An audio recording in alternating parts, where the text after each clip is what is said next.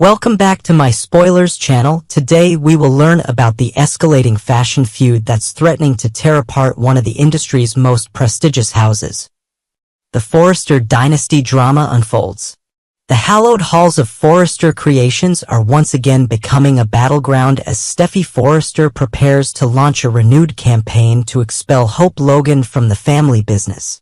What began as professional rivalry has evolved into a deeply personal vendetta that threatens to disrupt the delicate balance of power within the fashion empire.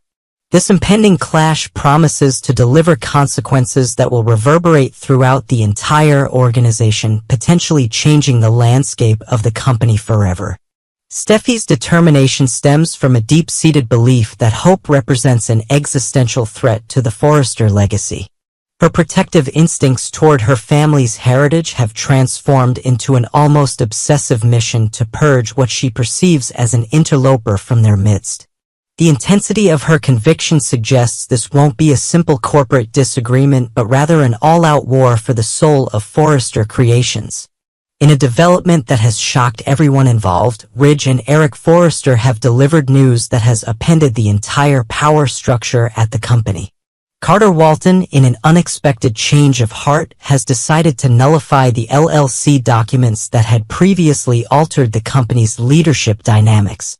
This legal reversal effectively reinstates the Forrester family's authority over their namesake business, but with one significant caveat that has become the flashpoint for the coming storm. Carter's decision comes with a non-negotiable condition: Hope for the future must remain an active line within Forrester Creations. This stipulation has created a situation where the Forresters have regained control but must continue to house the very collection that Steffy has been campaigning to eliminate. The irony of this compromise has not been lost on anyone involved, particularly Steffy, who views it as a manipulation rather than a genuine business decision. Upon learning of Carter's conditional arrangement, Steffy's response was nothing short of explosive. Her fury stems not just from Hope's continued presence at the company, but from her conviction that Hope orchestrated the entire situation. In Steffy's mind, this represents the latest in a pattern of manipulative behavior that makes Hope fundamentally untrustworthy as a colleague and business partner. The depth of Steffy's anger suggests that she views this not merely as a professional setback, but as a personal betrayal of the Forrester family's trust. Her emotional investment in this conflict has elevated what might otherwise be a standard business disagreement into something far more volatile and unpredictable. Those close to the situation worry that Steffy's intensity might lead her to take actions that could damage not just Hope's position but potentially the company itself. While Steffy's opposition to Hope's continued involvement might appear to some as merely personal animosity, insiders suggest she may soon acquire concrete evidence to support her position. This potential development could transform what many see as an emotional vendetta into a legitimate business concern that even Hope's supporters within the company would find difficult to dismiss. The nature of this evidence remains unclear, but its emergence would significantly strengthen Steffy's campaign to remove Hope from Forrester Creations. It would also potentially force Ridge and Eric to reconsider their current stance, despite any initial reluctance to rock the boat further during this tumultuous period for the company.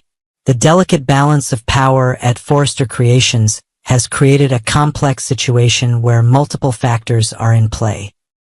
While Ridge and Eric might be inclined to maintain the status quo, especially if Hope for the future is finally showing promising results, Steffy's influence within the company remains substantial. Her position as a Forrester heir gives her significant leverage in these internal disputes.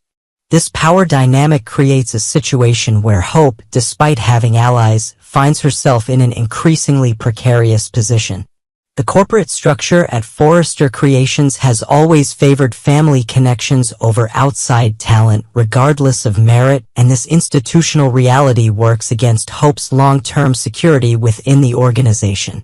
All signs point toward an explosive confrontation between these two fashion powerhouses.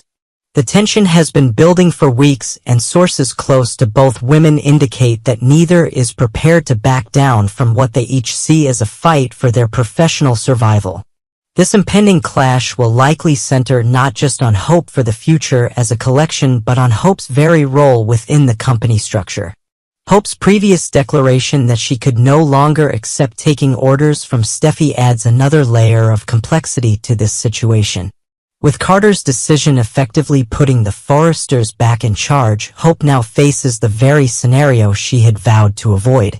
This contradiction between her stated boundaries and the new reality creates an unsustainable situation that must eventually reach a breaking point. The news of Carter's decision and the subsequent restoration of Forrester control presents Hope with a difficult dilemma. While the arrangement preserves her fashion line, it simultaneously places her back under the authority of a family and specifically Steffi, with whom her relationship has deteriorated significantly.